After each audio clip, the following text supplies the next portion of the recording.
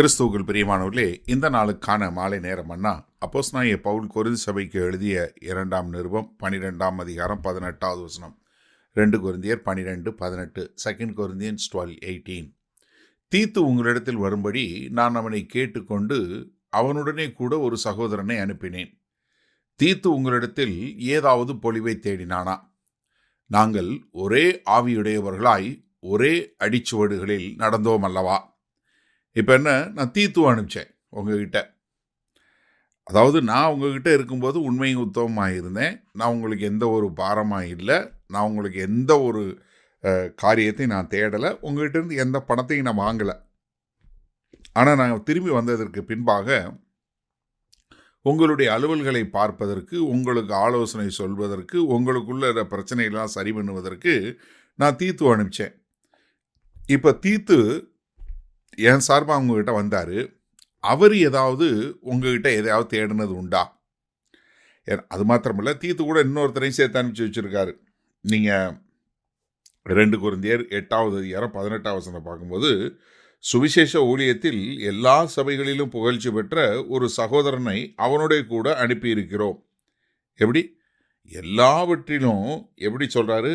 எல்லா சபைகளிலும் புகழ்ச்சி பெற்ற ஒரு சகோதரனை, அதாவது எந்த ஒரு களங்கமும் எந்த ஒரு இதுவும் இல்லாத ஒரு நபரை நான் உங்ககிட்ட அனுப்பிச்சி வச்சுருக்கிறேன். அப்போ தீத்து உங்ககிட்ட வந்து ஏதாவது பொலிவை தேடினாரா? உங்ககிட்ட ஏதாவது தன்னுடைய சுய ஆதாயத்திற்காக ஏதாவது பண்ணாரா? இல்லையே. ஏன்னா ஒரு தீத்து அனுப்பிச்சேன், அவங்க கூட ஒரு சகோதரன் அனுப்பிச்சேன். இவங்க யாராவது உங்ககிட்ட எதையாவது தேடினது உண்டா? தங்களுக்கு என்று தேடினது உண்டா? இல்லையே. என்ன காரணம்? நாங்கள் எல்லாம் ஒரே ஆவியுடையவர்கள், ஒரே அடிச்சுவடுகளில் நடக்கிறோம். யார்? கர்த்தராகிய இயேசு கிறிஸ்துவனுடைய அடிச்சுவடுகளில் நாங்கள் நடக்கிறோம். நாங்கள் எல்லாம் என்ன? ஒரே ஆவியை உடையவர்கள். எங்ககிட்ட வேற வேறு ஆவி இல்லை. நாங்கள் ஏதாவது எங்களுக்கென்று சம்பாதிக்க வேண்டும், எங்களுடைய சுயத்துக்கென்று ஏதாவது தேட வேண்டும் என்று எண்ணம் கொண்டவர்கள் இல்லை. அது என்கிட்டையும் இல்லை. நான் என் சார்பாக உங்களுக்கு அனுப்பிச்ச தீத்துக்கிட்டையும் இல்லை. தீத்து கூட வந்த ஒரு சகோதரன் இருந்தார், அவங்களும் கிடையாது. அப்போ என்ன, நாங்கள் எல்லாம் ஒரே மாதிரியான ஊழியம் செய்யக்கூடியவங்க. எங்கள் எல்லாருக்குமே ஒரே மாதிரி கருத்து. எங்களுடைய எல்லாருடைய நோக்கமும் தேவனுடைய சபைக்கென்று வாழ்வது. நாங்கள் எங்களுக்கென்று சுயமாய் வாழாமல் கர்த்தருக்கென்று வாழ வேண்டும் என்று சொல்லக்கூடிய ஒரு வாழ்க்கை வாழக்கூடிய மக்கள். அதனால் நாங்கள் எங்களுடைய சுயத்துக்கென்று நாங்கள் எதையுமே தேடிக்கொள்ளவில்லை. அப்போ என்ன, நான் மட்டும் இல்லை, என் சார்பாக அனுப்பப்பட்டவனாக இருக்கட்டும், என் சார்போடு அனுப்பப்பட்டவனுடைய கூட வந்தவனாவது இருக்கட்டும், யாருமே தங்களுக்கென்று எதையும் தேடிக்கொண்டதே இல்லை. அவர்கள் எல்லோரும் ஒரு கர்த்தராகிய இயேசு கிறிஸ்துவனுடைய ஒரே ஆவியுடையவர்களாய் ஒரே அடிச்சுவடியில் நடந்தவர்களாய் இருக்கிறோம் என்பதற்கு நான் மாத்திரமில்லை, என் கூட இருந்தவங்களும் ஒரு அத்தாட்சி என்று சொல்லக்கூடிய ஒரு காரியத்தை எங்கள் அப்போஸ்தலனாகிய பவுல் சொல்லி கொடுக்குறார். சரி, இந்த நாளில் இந்த வசனத்தை நம்ம எப்படி எடுத்துக்கொள்வது? கொஞ்சம் வருஷத்துக்கு முன்பாக நம்ம ஒரு சபையில் ஒரு ஆண்டு விழா கொண்டாடினாங்க. அதற்கு ஒரு ஊழியக்காரரை கூப்பிடணுன்னாங்க. அந்த ஊழியக்காரர் இப்போ ஒருத்தரை கூப்பிட்டாங்க. அவர் உடனே, ஐயா, எனக்கு இது ஒரு பெரிய ஆசீர்வாதம், இந்த மாதிரி என்னை கூப்பிட்டீங்க, எனக்கு ரொம்ப சந்தோஷம், அது இதுன்னு எல்லாம் சொல்லி ஃபோனை சொல்லி கீழே வச்சிட்டார்.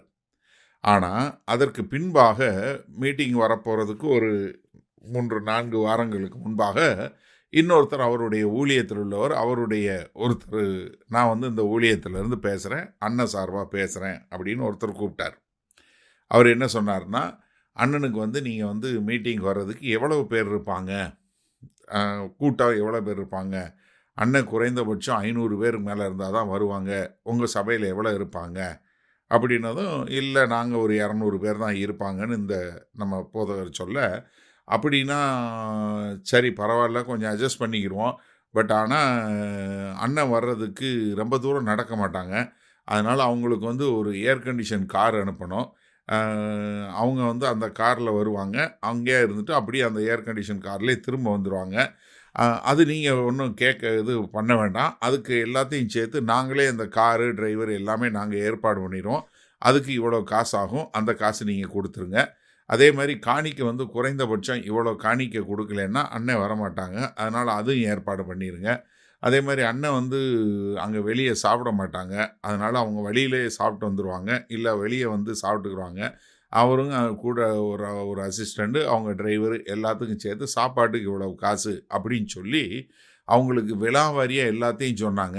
என்ன அவர் கேட்கல, அவர் இன்னொருத்தரை வச்சு கேட்க வச்சார். இப்போ நீங்கள் அப்போஸ்தலனாகிய பவுலோட தீத்துவையும் கூட இருந்த சகோதரனையும் யோசிச்சு பாருங்கள். இன்றைக்கு எத்தனை பேர் தங்களுக்குன்னு ஒரு அசிஸ்டண்ட்டை வைத்துக்கொண்டு அவங்க படுத்துக்கிற பாடு எவ்வளோ பெருசாக இருக்குது. ஐயா, நீங்கள் வாங்கினாலும் உங்களுக்கு கீழே உள்ளவங்க வாங்கினாலும் ஒன்று தான். அப்போ எந்த விதமான ஆவியோடு நீங்கள் ஊழியம் செய்கிறீங்க?